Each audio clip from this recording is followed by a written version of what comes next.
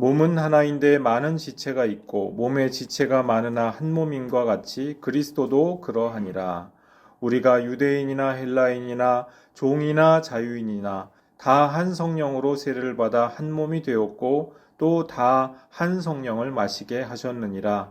몸은 한 지체뿐만 아니요 여럿이니 만일 발이 이르되 나는 손이 아니니 몸에 붙지 아니하였다 할지라도 이로써 몸에 붙지 아니한 것이 아니요 또 귀가 이르되 나는 눈이 아니니 몸에 붙지 아니하였다 할지라도 이로써 몸에 붙지 아니한 것이 아니니 만일 온 몸이 눈이면 듣는 곳은 어디며 온 몸이 듣는 곳이면 냄새 맡는 곳은 어디냐.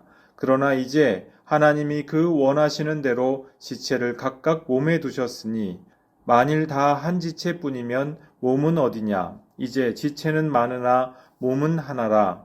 눈이 손더러 내가 너를 쓸 데가 없다 하거나 또한 머리가 발더러 내가 너를 쓸 데가 없다 하지 못하리라. 그뿐 아니라 더 약하게 보이는 몸의 지체가 도리어 요긴하고 우리가 몸에 덜 귀히 여기는 그것들을 더욱 귀한 것들로 입혀주며 우리의 아름답지 못한 지체는 더욱 아름다운 것을 얻느니라. 그런즉 우리의 아름다운 지체는 그럴 필요가 없느니라. 오직 하나님이 몸을 고르게 하여 부족한 지체에게 귀중함을 더하사 몸 가운데 분쟁이 없고 오직 여러 지체가 서로 같이 돌보게 하셨느니라.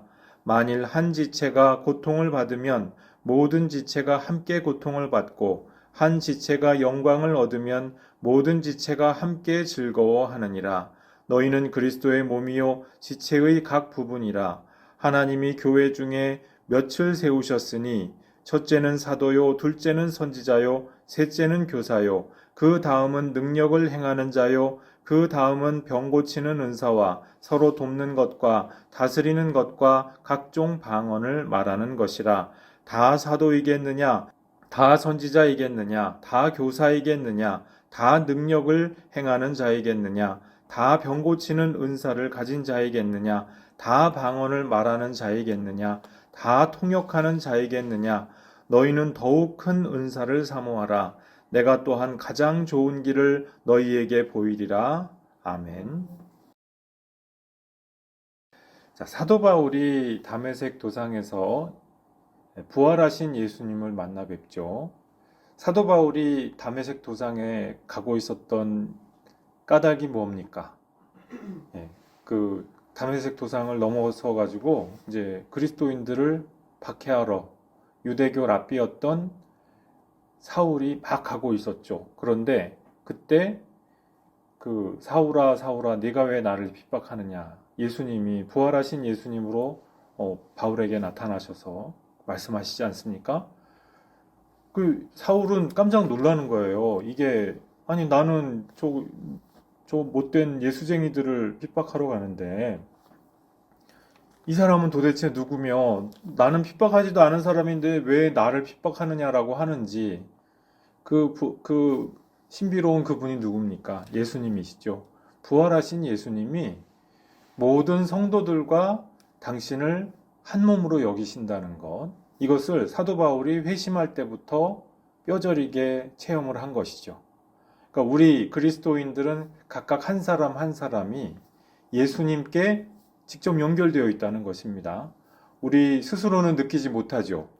그러나 예수님께서는 우리의 모든 아픔과 고통과 슬픔을 당신의 것으로서 함께 아파하시고 한 몸으로서 여기시고 계신다라고 하는 것입니다. 마태복음 25장 양과 염소의 비유에서도 예수님이 양과 염소를 가르치는 기준이 뭡니까? 이 세상에 작고 보잘것없는 사람들이 별것 아니라고 생각하는 업신 여길 만한 사람들을 어떻게 대했느냐가 예수님께서 최후의 심판 때 양과 염소를 가르는 기준이죠. 사람들이 이야기합니다. 제가 언제 주님을 영접했습니까? 본 적이 없거든요. 예수님이 하늘 보좌에 있는 영광스러운 주님을 어떻게 감히 영접 안 할 수가 있겠어요. 그런데 예수님께서 우리 인간 세상에서 함께 하시는 방식은 그런 인간들의 생각하고는 정반대더라는 것입니다. 가장 연약하고 가장 작은 자들 가운데에서 함께 계시면서 그들을 한 몸으로 여기시더라는 것이죠. 심지어는 그것은 예수님을 얼마나 잘 믿고 얼마나 열심히 신앙 고백을 철두철미하게 잘 하느냐라고 하는 문제조차도 두 번째로 두실 만큼 연약한 자, 부족한 자, 그리고 이 땅에서 작다고 업신여김 받는 자들이 중요하게 그렇게 예수님은 바라보신다는 것입니다. 그러니까 예수님이 이런 분이시라고 하는 것을 지금 사도 바울은 깊이 뼈저리게 느낀 사람이에요. 그래서 오늘 지금 고린도전서 12장 12절 이하에서 이 그리스도의 몸된 교회에 관하여서 말씀을 하시는 것이죠. 우리가 교회 생활을 하는 거 좋습니다. 교회 건물이 웅장하고 성가대의 찬양이 화려하고 좋습니다. 있으면 좋죠. 그런데 그게 다가 아니라는 것입니다. 가장 중요한 것은 무엇입니까? 가장 작고 낮은 그 자리에 계시는 주님과 우리가 함께 있는가? 이것이 교회론의 핵심이라고 할 수가 있죠. 우리가 은사에 관해서도 그렇습니다. 어떤 분들의 은사는 굉장히 화려하고요. 모든 사람이 다 우러러보고 쉽게 주목하고 존경할 수가 있습니다. 어떤 사람들은 도대체 은사가 있는 건지 없는 건지 존재감이 거의 제로로 수렴하는 그런 분들이 있어요. 그러면 여기에는 어떤 차등이 있고 높낮이가 있나요? 아니라는 것입니다. 사도 바울이 지금 우리 모든 그리스도인들이 주 안에서 한 몸이다. 우리는 그의 지체다라고 12절 이하에서 말씀을 하고 있죠. 그것은요, 사람들 보기에 화려한 은사를 가진 사람이든지 아니면은 사람들 보기에 보잘것없는 은사를 가진 사람이든지 그건 사람들의 관점이죠. 그런데 하나님께서 보시기엔 어떠냐? 하나님의 다 같은 자녀고 어느 자식 하나 이렇게 깨물어서 아프지 않은 손가락이 없는 거잖아요. 부모의 입장에서 볼 때.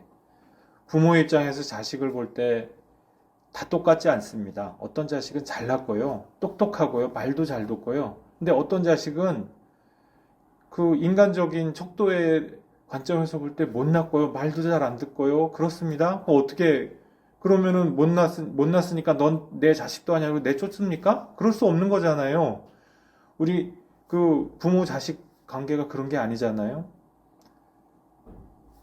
잘난 아이는 잘난 아이대로, 못난 아이는 못난 아이대로, 다 귀하고 예쁜 내 자식이죠. 하나님 보시기엔 어떠시겠냐는 것입니다. 그렇죠.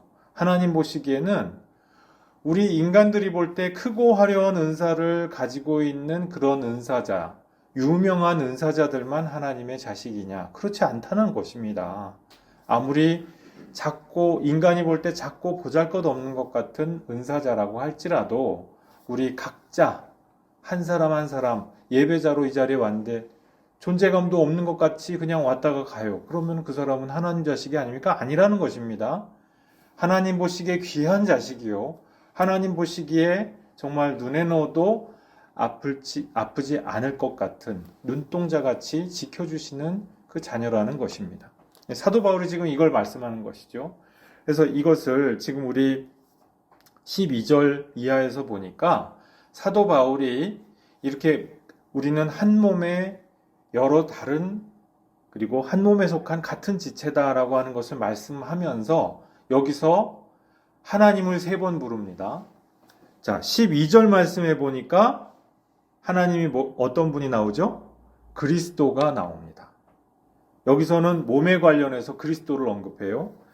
13절 보십시오. 13절에는 어떤 하나님이 나옵니까? 어떤 분이 나오죠? 성령이 세례와 성만찬과 이 교회 예배에 관련하여서 우리와 현존하는 영으로서 언급이 됩니다. 성령님이 언급되죠. 그냥 우리가 예수님만 쭉 주구장창 예수님만 하면서 그 그리스도의 몸만 얘기했으면 그런가 할 텐데 우리가 성삼일체 하나님이 성부, 성자, 성령이 동등한 분이라고 우리가 거듭 말씀드리는 까닭이 여기에 있습니다. 성경을 아무리 깊이 연구해 봐도 이게 분명하다는 거예요. 자, 그래서 성령을 언급한 다음에 그 다음에 하나님이 또 어디 나오시죠? 쭉 내려가서 보시면 18절에 하나님이 나오십니다. 여기서 나오는 하나님은 성부, 성자, 성령 중에 누구셔요? 성부 하나님이시죠. 그러니까 사도 바울이 지금 우리 그리스도인 각자가 공동체에서 동등한 사람이라고 하는 것, 그 존엄이 동등한 존엄성을 갖고 있다고 하는 것을 암시하기 위하여서 성부, 성자, 성령 하나님을 각각 문맥에 맞게 언급을 하고 있다는 것입니다. 실천적 삼위일체론이라고 말씀을 드렸죠. 우리 전단락에서도 사도 바울이 이렇게 실천적 삼위일체론 안에서 그 맥락 안에서 교회의 구조를 언급하고 있다는 것 말씀을 드린 바 있죠. 우리가 그리스도인이 된다고 하는 것은 단지 어떤 좀 신기한 일을 경험한다 그런 그 정도 차원이 아니고 거룩한 삼위일체 하나님의 현존에 우리가 들어가게 된다는 이 차원입니다. 그러니까 우리는 지금 지상에서 때로는 예배의 자리가 초라할 수가 있어요. 막 사람들이 얼마 안 모여 있고 찬송은 그냥 음이 안 맞는 것 같고 우리 인간의 귀에 그리고 막 왔다가 또 바쁘다고 또 막 가시고 도중에 그러면은 맥이 좀 빠질 수가 있죠. 그런데 하나님께서 보시기엔 어떻습니까? 하나님의 보좌와 이곳은 직통으로 연결되어 있는 그 차원이라는 것입니다. 천사들이 흠모하는 자리라고 하는 것이에요. 천사들이 함께 찬송하고 천사들이 하나님께 영광 올려드리는 그 하늘 보좌와 우리가 지금 직통으로 연결되어 있어요. 마치 그 하나님의 천국 보좌와 우리가 막 웜홀 같은 걸로 연결되어 있다고나 할까요? 그거보다 더 직통으로 우리는 지금 하늘 보좌에 그대로 있는 거예요. 그래서 에베소서에 보면은 우리 교회 공동체 신분에 대해서 언급할 때 우리는 이미 하늘 보좌에 앉았다. 이미 앉았다라고 완료형으로 표현이 됩니다. 그러니까 우리는 지금 우리가 이미 앉았나요? 하늘 보좌 곁에 우리가 봐가지고 하나님을 이러고 보고 있습니까? 아니잖아요. 여러분이 보고 있는 거는 앞에 설교자고 예배 인도자지. 우리가 하늘 보좌에서 성삼일체 하나님의 신비를 계신 그대로 보고 있는 것은 아니지 않습니까? 그것은 우리 인간의 육신의 눈과 귀로 볼 때 얘기죠. 그런데 하나님의 관점에서 이 자리를 볼 땐 그렇지 않다는 것입니다. 우리가 당장 눈에 뭐가 잡혀지고 보여지고 들려지지 않을 뿐이지 우리의 자리는 그렇게 존귀하고 존엄한 자리다. 사람들이 볼 때 얼마나 큰 사역자냐 작은 사역자냐 심지어는 그것도 크게 중요하지 않다는 것입니다. 우리가 아무리 작은 자인 것 같아도 하나님께서 정말 귀히 여기시는 바로 그 사람이라는 것이죠. 아픈 손가락이 더 귀하잖아요. 안 아픈 손가락은 안 귀합니다. 그냥 안심이 될 뿐이지 안 귀하죠. 더 마음이 더 안 가죠.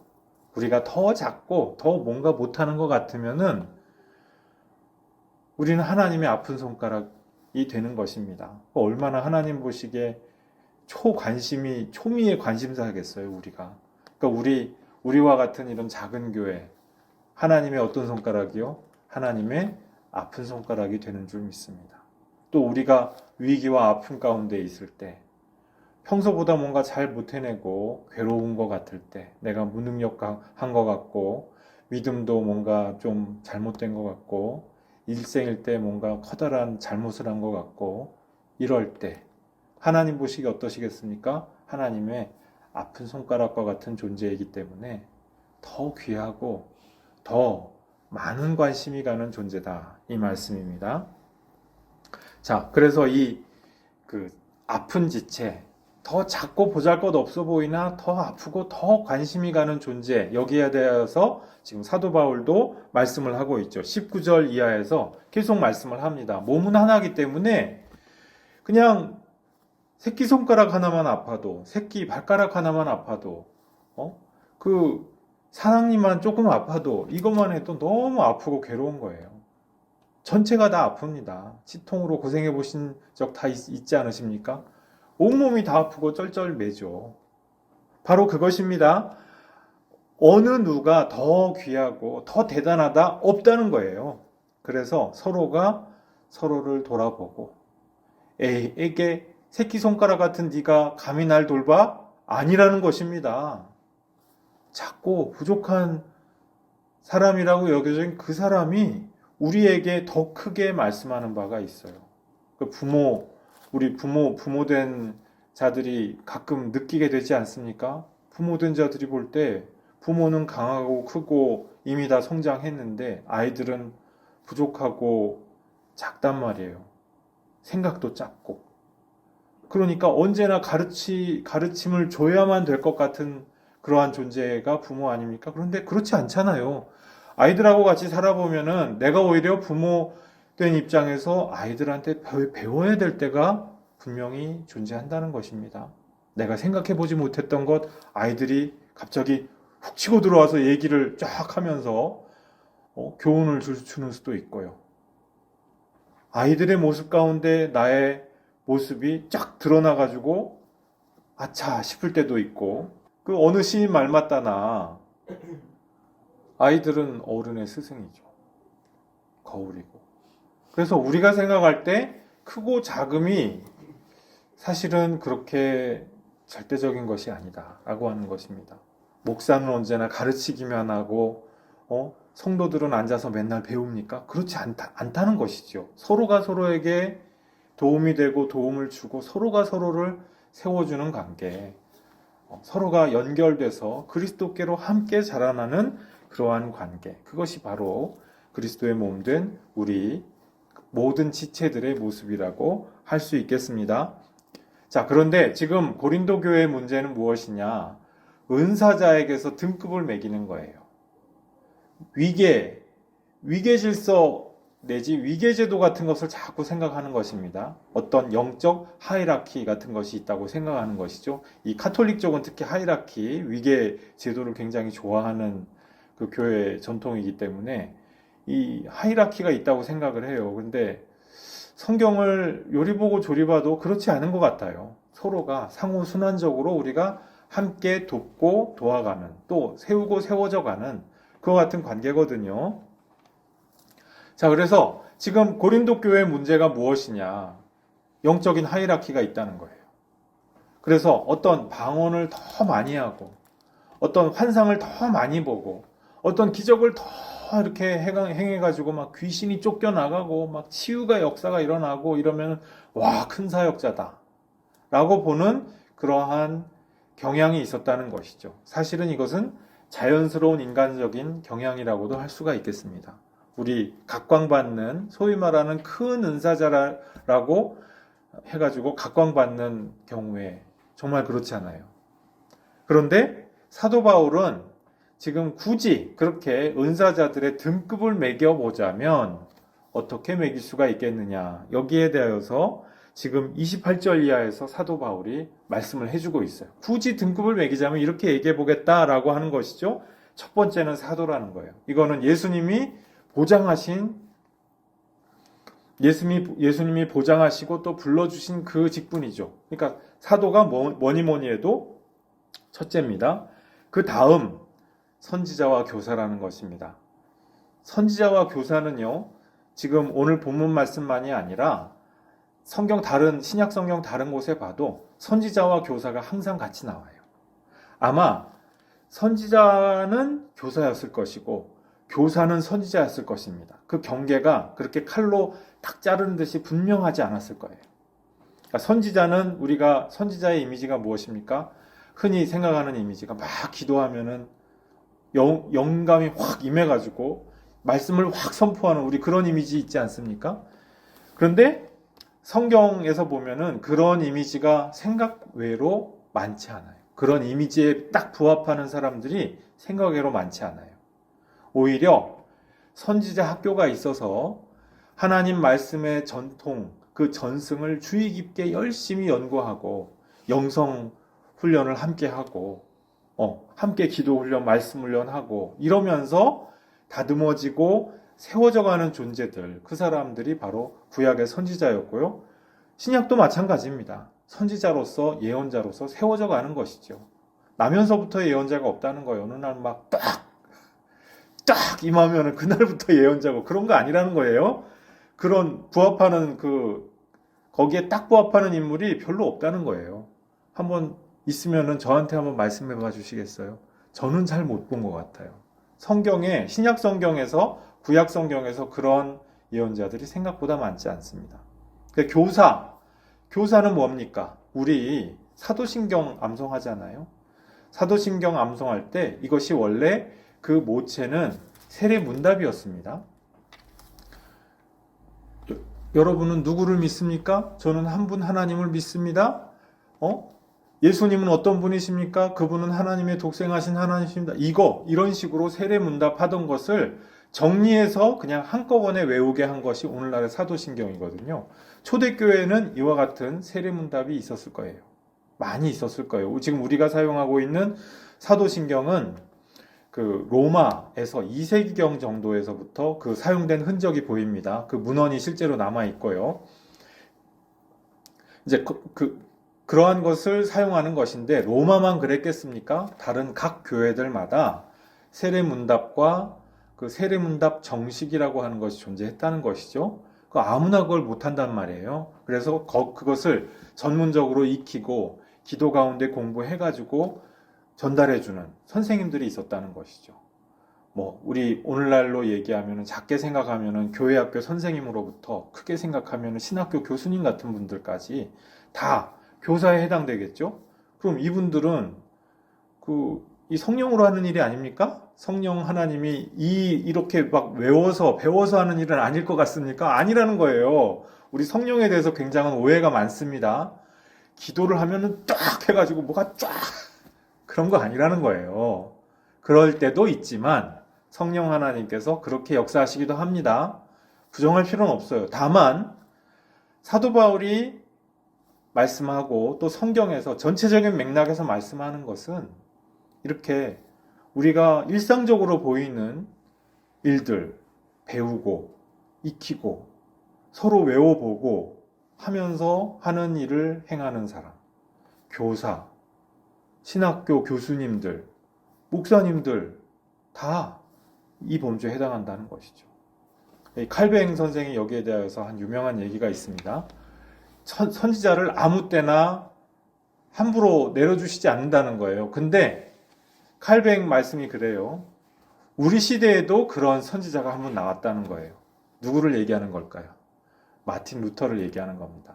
솔직히 마틴 루터 글을 읽어보면요, 학문적으로는 좀 탁월하진 않아요. 이 학문적인 기준에서 볼 때, 야, 이걸 이렇게 해석한다고? 라고 생각되는 부분이 종종 있습니다. 그러니까 로마서는 아주 탁월하신데, 다른 부분들에 있어서 다 마틴 루터가 훌륭하다고는 볼 수가 없어요. 오늘날 그래서 마틴 루터가 그런 부분에서 인용이 되지 않을 때가 좀 종종 있죠. 그런데 그럼에도 칼뱅 선생이 볼 때, 야, 이건 성령의 감동으로 하는 얘기구나 라고 하는 것을 동시대 사람으로서 느끼고 그렇게 봤다는 것입니다.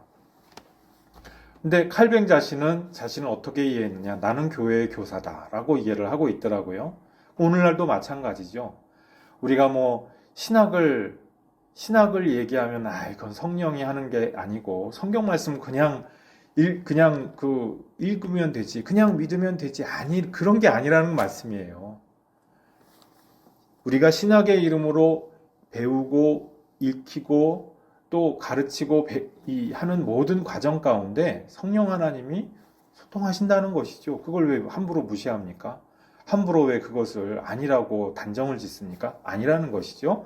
자, 그래서 굳이 어떤 성령 하나님께서 은사를 주셔서 할 수 있게 하신다라고 한다면은 사도와 예언자와 교사가 중요하다. 그 다음은 능력을 행하는 사람들, 하나님께서 능력을 행할 수 있도록 허락을 하신다는 거예요. 다음에 병 고치는 은사, 그 다음에 맨 마지막으로 어떤 것을 이야기합니까? 각종 방언을 말하는 자. 고린도 교회에서는 지금 능력 행하는 자, 병 고치는 은사, 각종 방언을 말하는 자 이런 사람들 혹은 이런 능력이 아주 높임을 받고 중시히 여김을 받았습니다. 그런데 사도 바울이 볼 때는 방언은 맨 나중이라는 거예요. 왜? 어떤 기준에서 그러느냐? 공동체를 세운다는 기준에서 볼 때 방언이라고 하는 소위 말하는 천사의 말이라고 일컬어지기도 하는 이 방언, 이것은 중요도가 떨어진다는 것이죠. 그러니까 하나의 기준으로만 볼 때 얼마나 화려하냐 기준으로 볼 때 딱 이렇게 사람들이 줄을 세우기 좋아하잖아요. 그 기준으로 볼 때 방언이 대단해 보여도 사실은 그렇지 않다라고 하는 것을 사도 바울은 지금 말씀하고 있다는 것이죠. 목사님이 어떻게 그런 걸 알아, 그렇다는 것을 어떻게 알 수가 있나요? 사도 바울이 지금 계속해서 방언에 대하여서 14장에서도 또 말씀합니다. 왜 그러냐? 고린도 교회에서 이게 지금 큰 문제이기 때문에 그래요. 그러면서 사람들이 방언을 그렇게 중요시 하는데 굳이 서열을 매기자면 공동체를 세운 그 기준에서 볼 때는 맨 나중이다. 이걸 말씀을 하는 것이죠. 왜 맨 나중인지 14장에서 다시 한번 언급을 합니다. 방언이 그만큼 중요한 문제라는 거예요. 예전에 이제 성령 집회에 제가 한번 간 적이 있어요. 근데 거기 목사님이 그때 그분이 목사님이었나 선교사님이었나 오래전 일이라 기억은 잘 나지 않는데요. 지금은 이제 오래돼서 그분이 그러더라고요. 모두가 다 방언 받아야 된다. 방언을 안 받을 수는 없는 거라고. 여러분 이 말씀이 맞습니까? 틀립니까? 이 말씀이 성경에 부합합니까? 부합하지 않습니까? 지금 30절 말씀해 보니까 다 병 고치는 은사를 가진 자에게 있느냐, 다 방언을 말하는 자에게 있느냐, 다 통역하는 자에게 있느냐. 분명히 말씀했죠.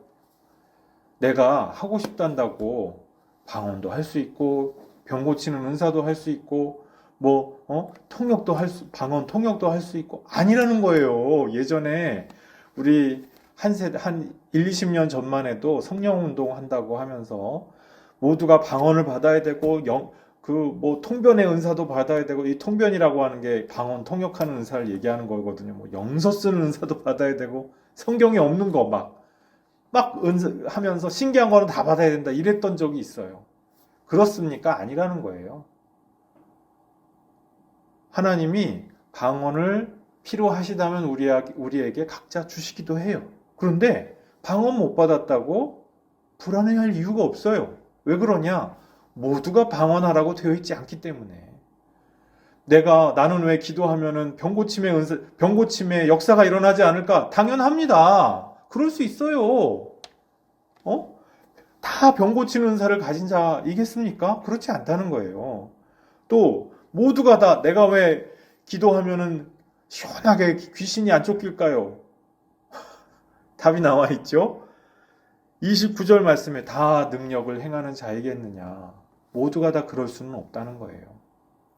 그런데 우리 그리스도인들이 각자가 반드시 추구해야 될 은사가 있습니다. 그것은 어떤 화려한 은사가 아니에요. 방언을 한다든지 방언 통역을 한다든지 병 고치는 은사를 갖는다든지 능력을 행한다든지 다 이것은 우선순위가 첫 번째가 아니라는 것입니다. 그리고 그것은 내가 갖고 싶다고 해서 내가 갖겠다고 해서 마음대로 가질 수가 있는 것이 아니다. 성령 하나님께 내놔라라고 우리가 감히 요구할 그런 종류의 은사가 아니다. 은사라는 것은 거룩한 선물이거든요. 은혜의 선물을 은사라고 하는 것이거든요. 주시는 대로 받는 겁니다. 우리가 기도했는데 기도하다가 어느 날 어떤 사람은 통변의 은사를 받기도 하는 거고 왜 주시느냐? 솔직히 몰라요. 내 어떤 연약한 부분을 통해서 주는 것은 아닐까? 우리가 추측은 해볼 수가 있어요. 그러나 그게 모두가 답은 되는 것은 아니죠. 지금 사도 바울이 말씀하고 있는 이 은사에서 어떠한 우선순위가 있느냐, 하이라키가 있느냐? 사도 바울이 굳이 그런 하이라키를 이야기하고자 한다면 교회를 세우는 순서로 우리 얘기해보자 하고 지금 28절 이하에서 말씀한다고 그렇게 말씀을 드렸습니다. 그러니까 근데 뒤에 보면은 또 방언이 어떤 유익이 있는지 또 얘기해요. 그 말은 무엇이냐? 하나의 관점만 있지 않다는 거예요. 은사가 우리 고린도 전서에만 있고, 뭐, 로마서에만 은사가 있고, 어떤 거기에 있는 목록만이 은사다. 그런 거 아니죠. 우리 각자에게 우리 인생 여정에서 하나님이 주시고자 하는 그 모양대로 각양각색의 은사가 어쩌면 우리 신자 수만큼이나 다 있을 거예요. 하나님이 그만큼 자유로서 우리에게 허락하여 주시는 은사입니다. 거기에는 차등이 있을 수가 없죠. 다 존엄합니다. 그것을 말씀하는 것이고요. 자, 31절 이 12장 끝절 말씀에 보니까 너희는 더 큰 은사를 사모하라 라고 그렇게 사도 바울이 권면합니다. 이 고린도 교회는 더 큰 은사를 사모하는 그러한 교회였죠. 병 고치는 은사, 능력 행하는 은사, 또 어떤 신비한 환상을 보는 은사, 또 어떤 방언을 통하여서 신령한 천사들의 말을 하는 은사, 그게 다냐는 겁니다. 더 큰 은사가 있다라고 하는 것이죠. 지금 31절 말씀을 보니까 30절까지 언급된 모든 은사들, 심지어는 사도가 받은 그 사도적인 은사보다도 더 큰 은사가 있다. 이것이 무엇이겠냐는 것입니다. 그것이 무엇입니까? 한마디로 말씀드려서 바로 사랑이라는 것입니다. 우리가 사랑으로 행하는 사람들, 사랑을 실천하고 사랑을 구하는 사람들은요, 그 어떠한 각광받는 유명한 은사자들보다 더 위대하다는 거예요. 더 존귀하고 더 존엄하다고 하는 것이죠. 또 이것이 가장 좋은 길입니다. 은사자들은요, 굉장히 위험한 길을 사실은 걸어갑니다. 병 고치는 은사, 그 이야기 하시는 병 고치는 은사를 행하는 분들, 그 은사자들 치고요, 끝까지 잘 걸어가시는 분들이 쉽지 않아요. 가다가 도중에 넘어지시는 분들이 그렇게 많습니다. 사람들이 큰 은사자다 보니까 엉뚱하게 넘어져요. 귀신 쫓는 사람들, 능력 행하는 사람들을 가리키는 거거든요. 그 능력 행하는 은사, 능력 행하는 사람들 중에 그 마지막까지 신실하게 하는 사람들이 흔치 않습니다. 우리나라에 귀신 쫓는 그 목사님들 많이 있죠? 많이 있었죠? 그분들 다 어떻게 됐습니까, 지금? 많은 분들이 이단으로 단죄됐잖아요. 귀신들 하는 얘기에 그 귀신들이 하는 얘기를 귀를 기울이면서 그거 가지고 성경을 풀다가 보니까 성경이 이상하게 엉터리로 풀리는 거예요. 그래가지고 이단으로 교계에서 단죄를 받았죠.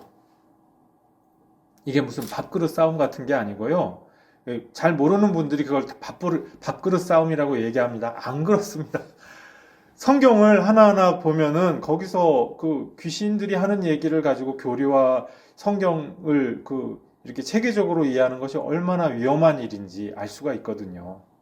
잘못된 관점인데. 그러니까 정말로 위험하다는 거예요. 기적을 행하고 이사를 행하는 것이 위험하고 좋은 길만은 아니에요. 정말 수많은 함정들이 있다라고 하는 것이죠. 그런데 가장 좋은 길은 무엇입니까? 우리가 교회에서 뭐 예배 때도 뭐 신비 체험 같은 거 별로 없고 막 어떤 사람은 목소리가 들려요. 누구의 목소리요? 예수님 목소리요. 그게 좋습니까? 통성기도 중에 하나님의 보좌를 봤어요. 그게 좋습니까? 좋지만은 않다는 거예요. 그런 거 다 안 보셔도 괜찮습니다. 하나님의 사랑을 구하고 하나님께서 보여주신 그 사랑을 따라서 그냥 진득하게 꾸준하게 하나님의 사랑에 응답하면서 사는 그 길이 최고로 좋은 길이다. 사도 바울은 지금 이것을 말씀한다고 하는 것입니다. 고린도 교회 사람들이 이것 때문에 많은 오해를 하니까 가장 좋은 길이 무엇인지 아니 그것이 바로 사랑이야 라고 말씀을 한다고 하는 것입니다. 교회 여러분, 오늘날 우리에게도 동일한 가장 좋은 길이 있는 줄로 믿습니다. 성령께서 우리에게 자유로 여러 가지 은사를 주실 수 있습니다. 그때 우리는 감사함으로 그 은사를 잘 받아서 잘 개발시키고 좋은 열매를 맺으면 됩니다. 그러나 우리가 어떤 가시적인 역사가 나타나지 않는 것 같아 보이는 그러한 은사가 있을 때, 그 은사가 심지어 뭔지도 잘 모르겠을 때 우리가 구해야 될 것은 무엇입니까? 가시적인 은사가 아니더라는 것이죠. 가장 좋은 길, 더 좋은 길, 사랑을 구하면 그것으로서 우리가 하나님이 기뻐하시고 또 우리 자신에게도 가장 유익이 되는 그 길을 걸어가게 될 줄로 믿습니다. 이와 같은 가장 좋은 일로 걸어가는 은혜가 여러분 모두에게 함께 하시기를 주님의 이름으로 축복합니다. 기도하시겠습니다. 아버지 하나님 감사합니다. 하나님께서 우리에게 믿는 자로서 누리고 받아야 할 모든 은사들 날마다 풍요롭게 허락하시는 것을 믿습니다. 이 은사에는 어떤 차등이 있는 것도 아니요 존엄의 차이가 있는 것이 아닌 것을 오늘 말씀을 통하여서 확인합니다. 무엇보다 가장 큰 은사인 하나님의 사랑에 온전히 응답하는 사랑의 은사를 구합니다. 주님, 우리 평생에 주님 보여주신 그 사랑에 온전히 응답하여서 하나님을 사랑하고 이웃을 온전히 사랑하는 이 믿음의 길 굳건히 걸어가게 될 수 있도록 우리 모두에게 은혜의 은혜를 더하여 주옵소서. 감사드리옵고 예수님 이름으로 기도드리옵나이다. 아멘.